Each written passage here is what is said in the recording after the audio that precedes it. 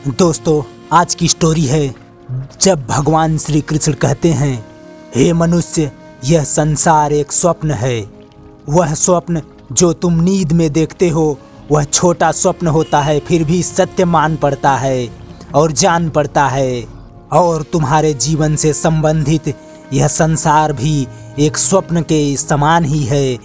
यह स्वप्न इसलिए नहीं प्रतीत होता क्योंकि यह स्वप्न बड़ा है और तुम्हारे जीवन के अंत तक चलता रहता है। जिस दिन तुम्हारा जीवन समाप्त होता है उस दिन यह स्वप्न की भांति संसार भी तुम्हारे लिए समाप्त हो जाता है। और कृष्ण कहते हैं, हे मनुष्य, यह मेरी माया से यह संसार यथावत सत्य जान पड़ता है।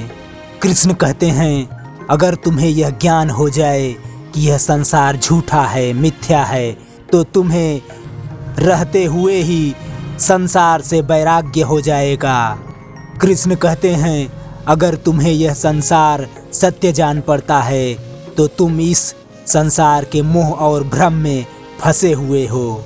हे मनुष्य, जिसे तुम अपना समझते हो, अपना भाई समझते हो, मामा समझते हो, ससुर समझते हो, पत्नी समझते हो, वह सब झूठा है।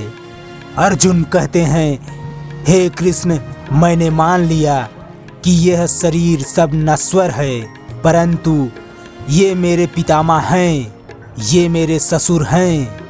भले ही इन सब के शरीर मर जाएंगे पर ये तो रिश्ते सच्चे हैं। कृष्ण कहते हैं, अर्जुन, ये रिश्ते नाते सब इस जन्म के हैं। इस जन्म से पहले या इस जन्म के पश्चात इन रिश्तों का कोई अस्तित्व नहीं रहता। जिसे तुम अपने से भी बढ़कर मानते हो, यह काका, मामा, भाई पिछले जन्म में कहाँ थे, क्या तुम्हें याद है? और हे मनुष्य, अगले जन्म में ये सब कहाँ होंगे, क्या तुम्हारे पास इसका उत्तर है? हे मनुष्य, जिसे तुम हमेशा यह समझकर रोते रहते हो कि हमें छोड़कर चले गए, वह इंसान तुम्हें वास्तव में कभी याद नहीं करता। जो तुम्हें छोड़कर चले जाते हैं उनके लिए यह रिश्ता हमेशा के लिए समाप्त हो जाता है, क्योंकि तुम अभी इसी जन्म में रहते हो। इसीलिए तुम्हें यह आभास होता है कि वो मेरे पिता हैं। हे मनुष्य, जब पिछले जन्म में खुद की मृत्यु होती है, क्या हमें पता होता है कि हमारे सगे संबंधी कितना रोए थे हमारे लिए?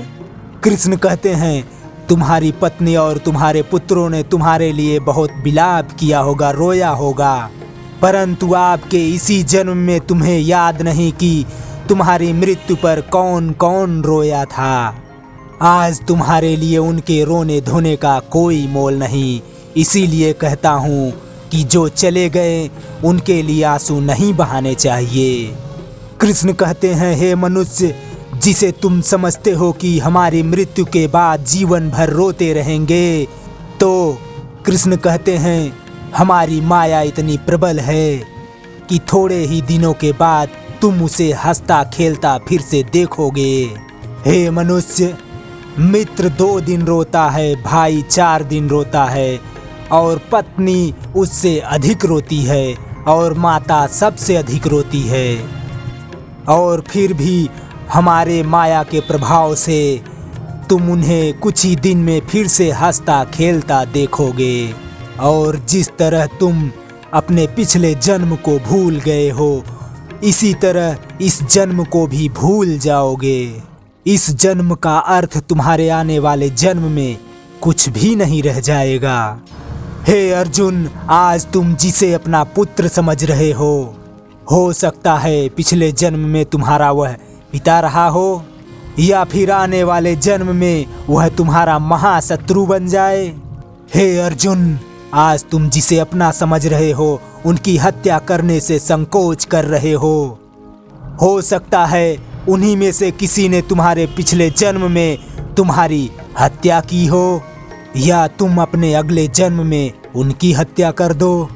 हे मनुष्य, यह रिश्ते शरीर के साथ पैदा होते हैं और शरीर के मृत्यु के साथ मर जाते हैं। इसलिए इन रिश्ते नातों के चक्रव्यूह से बाहर आ जाओ। आत्मा अमर है, रिश्ते तो बदलते रहते हैं। दोस्तों, ऐसे ही अधर्मी होते हैं जो उनको भगवान कृष्ण की बातें समझ में नहीं आती। धृतराष्ट्र कहता है, संजय, ऐसे ही लोग होते हैं जो परिवारों में फूट डाल देते हैं, भाई से भाई को अलग कर देते हैं, अखंड परिवार में दुश्मनी के बीज बो देते हैं। ये कृष्ण तो बातों का धनी है, बचपन में माखन खा खा कर इसकी बातें भी चिकनी चुपड़ी हो गई हैं। धृतराष्ट्र कहता है, लगता है यह अर्जुन को परिवार के मुंह से निकाल कर ही छोड़ेगा। संजय कहते हैं, महाराज, अगर बातें सच्ची हो तो मनुष्य मान लेता है। धृतराष्ट्र कहता है, सच्ची हैं?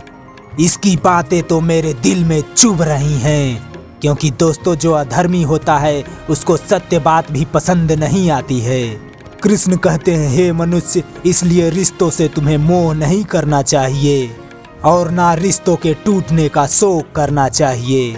और यही रिश्ते नाते मोह के जाल में तुम्हें फंसाते जाते हैं और तुम्हें इतनी जोर से पकड़ लेते हैं कि कभी निकलने नहीं देते। जैसे एक लोभी पुरुष नदी में डूबते हुए भी धन की गठरी को नहीं छोड़ता और आखिर उसी गठरी के बोझ से खुद भी डूब जाता है। इसीलिए मोह माया से बाहर निकलो और खुद को पहचानो कि हमारा अस्तित्व क्या है। इसलिए हमें चाहिए कि मनुष्य को भागवत गीता, आध्यात्मिक ज्ञान देखना सुनना चाहिए। तो दोस्तों, अब तक की वीडियो आपको कैसा लगा? ठीक ठाक लगा हो तो भैया प्लीज़ चैनल सब्सक्राइब कर देना, वीडियो को लाइक शेयर भी कर देना। वीडियो देखने के लिए धन्यवाद। Thank you. जय हिंद।